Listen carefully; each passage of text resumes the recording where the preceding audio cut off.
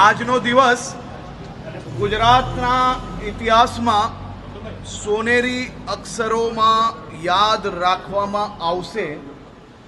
આજે ગુજરાતના લોકપ્રિય મુખ્યમંત્રી આદરણીય શ્રી ભૂપેન્દ્રભાઈ પટેલ ગુજરાતની સૌ બહેન દીકરી માતાઓ માટે એક સમાન નિયમ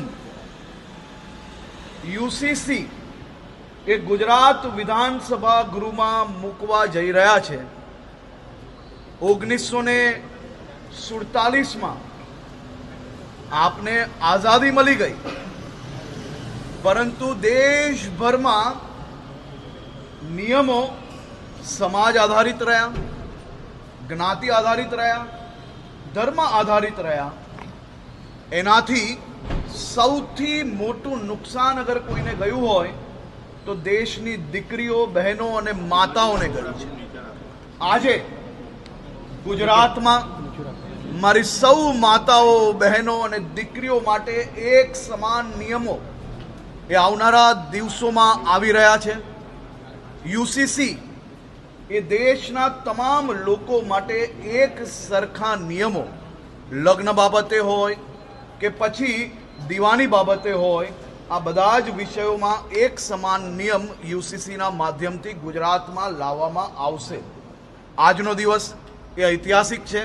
મારી આ બધી માતાઓ, બહેનો અને દીકરીઓ આજના દિવસની વર્ષોથી રાહ જોઈ રહી હતી।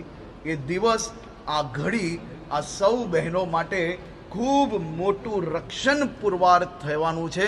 મુખ્યમંત્રી શ્રી ભૂપેન્દ્રભાઈ પટેલને રાજ્યની સૌ દીકરીઓ, માતાઓ અને બહેનો આજે આશીર્વાદ આપી રહી છે, અભિનંદન આપી રહી છે કે યુસીસીના માધ્યમથી આવનારા દિવસોમાં બધા જ સમાજોને ઇક્વલ રાઇટ્સ, એટલે કે બધા જ સમાજની દીકરીઓને કોઈ બી પ્રકારની તરછોડાઈને એની પરિસ્થિતિ ના થાય તે માટે આ યુસીસી આજે લાવવામાં આવી રહ્યું છે। યુસીસી એ કોઈ એક ધર્મ માટે નથી, પરંતુ બધા જ ભારતીયો માટે એક સમાન છે। હું રાજ્યના મુખ્યમંત્રીશ્રીને, રાજ્યના સૌ નાગરિકો વતી ખૂબ ખૂબ અભિનંદન આપું છું કે આપ સાહેબે આ વિચારીને આદરણીય પ્રધાનમંત્રીશ્રીના જે વિચારો છે તેને ગુજરાતમાં, દેશમાં બીજા રાજ્ય તરીકે આપણે આજે યુસીસી લાવી રહ્યા છે।